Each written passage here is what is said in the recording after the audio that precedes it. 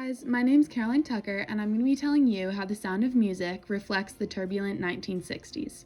The Sound of Music is an iconic musical about the life of the Von Trapp family and their struggles during World War II. The father, Captain Von Trapp, lost his wife and is trying to find a nanny for his 7 children. The local abbey decides to send Maria, a young woman studying to be a nun, and the kids have gone through several nannies and hope to get rid of Maria quickly. But they eventually come around and learn to love Maria and her fun personality. She soon becomes a mother figure to them, and there's a spark between her and the captain, but there's just one problem. He has a fiancé. He eventually breaks it off with the fiancé and marries Maria. This should be the happy ending, but because it is World War II, the captain is called back to service by the Nazis, and the Von Trapp family realizes that they must leave their homeland of Austria in order to escape falling under the Hitler regime. The film debuted in 1965, a turbulent time of war, protests, hippies, political assassinations, and the civil rights movement. There was a reason that it became an instant hit. The movie resonated with people because it reflected some of the same issues facing them. The Vietnam War was at the forefront of the era and dominated every single aspect of life. The Sound of Music, a musical made during the Vietnam War era, depicts a family's struggles to keep the life they have as World War II rages. Rebellion, displacement of families, and cultural upheaval are portrayed in the film through the lens of the 1960s, and the similarities abound. The biggest example of rebellion in The Sound of Music is Captain Von Trapp's refusal to accept a commission with the Nazi regime. This is reflective of rebellion against the Vietnam War, where massive protests and demonstrations were taking place. Many dodged the draft, and a large number of youth turned to drugs in effort to rebel against the straight-laced culture that their parents belonged to. Another example of rebellion in the movie is the Von Trapp family kids rebelling against having Maria as the nanny. They continually played pranks on her to make her look bad in front of their father, and are surprised when she covers for them. Likewise, in the 1960s, children were rebelling against their parents. Their parents were largely proponents of the Vietnam War and not keen on the civil rights movement. Young people grew their long hair, wore clothes their parents didn't approve of, experimented with drugs, and participated in protests in efforts to distance themselves with their parents' belief system. Captain Von Trapp runs a tight ship and doesn't allow the kids to play or sing. Maria decides to rebel and change all this. She turns old curtains into play clothes and takes them on picnics and teaches them to sing.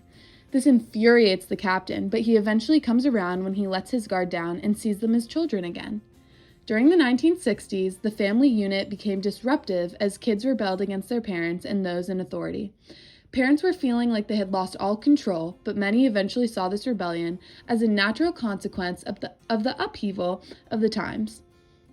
Vietnam was the first war young people had lived through, and it seemed like a senseless war being fought in a country many had never even heard of. They viewed discrimination against minorities differently than their parents and joined in the civil rights movement. They also rebelled with their music. Popular bands like the Beatles, the Rolling Stones, Led Zeppelin, and Bob Dylan pushed the envelope with their lyrics and creativity. The music of the 1960s was reflective in the counterculture raging at the time and touched on topics like equality, the anti-war movement, and drugs. One famous scene in the film shows the nuns at the abbey desperately trying to hide the Von Trapp family from the Nazis. These obedient nuns eventually end up lying to the Germans and take the batteries out of their vehicle so they can't pursue the family. During the 1960s, a lot of ordinary people participated in protests, demonstrations, and even riots to show their anger against what was going on around them. Many were even arrested as they put their beliefs before the law. In The Sound of Music, Maria leaves the abbey begrudgingly 2 times. The Reverend Mother senses that Maria is not ready to become a nun, so sends her to become a governess to the Von Trapp family children. The second time is when Maria returns to the abbey after she begins to acknowledge feelings for Captain Von Trapp, but once again the Reverend Mother encourages her to follow her heart and return to the man she loves. Similarly, families were torn apart during Vietnam as husbands, sons, and brothers were drafted to fight in the war.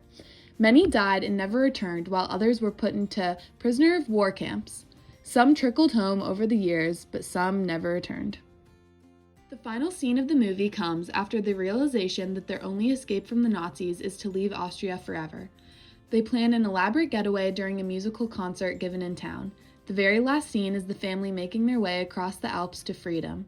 Many Vietnamese families were brought to the U.S. at the end of the war, and they knew that if they stayed, they would be confined by the communists and never allowed to leave. The conservative culture during World War II Austria frowned upon a potential nun leaving the vocation to get married. During the 60s, many conservative cultural norms were cast away. Liberal ideas such as feminism and free love were prevalent. Music was a driving factor in every scene of The Sound of Music. Whether it was telling a story or helping the Von Trapp children relate to their father again, music dominated throughout. For example, the Von Trapp children had been forbidden to sing by their father. However, Maria helps bring music back into the house, and it helps the kids reconnect with their father. Music is so prevalent, it actually becomes the device the family uses to make their escape from the Nazis at the end of the film. Similarly, music was used as an escape during the 1960s. Songwriters wrote songs about peace and love in order to drown out the war and all bad things that came with it. A central theme of The Sound of Music was Captain Von Trapp's refusal to join the racist Nazi regime. While his feelings about the Nazis are never directly spelled out, his disdain for everything they stood for is obvious. In the end, the captain decides to leave his home and country rather than be part of the evil Nazis. During the 1960s in the U.S., the civil rights era was in full swing. Martin Luther King Jr. was one of the most visible leaders of the movement and went on to give the now famous "I Have a Dream" speech. After watching The Sound of Music again within the context of how it relates to the 1960s, I realized that the one thing that remains the same is the importance of the family unit. Families have been the cornerstone of society through the ages and remain so today. Even as countries go through wars, social upheaval, and economic changes, the family unit has endured it all. The bonds that exist among families is almost always stronger than the outside forces that seem bent on destroying it. As we saw in The Sound of Music, the Von Trapp family unites in their rebellion against the Nazis, and they gain strength from each other. It's hard to imagine a single person escaping across the Alps by themselves, yet easy to conceive that a family could do it.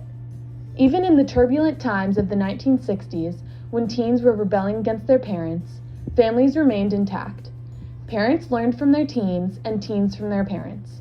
Each decade brings new changes that society needs to adapt to, but through it all, the love and bonds that exist in families help to keep the foundation strong.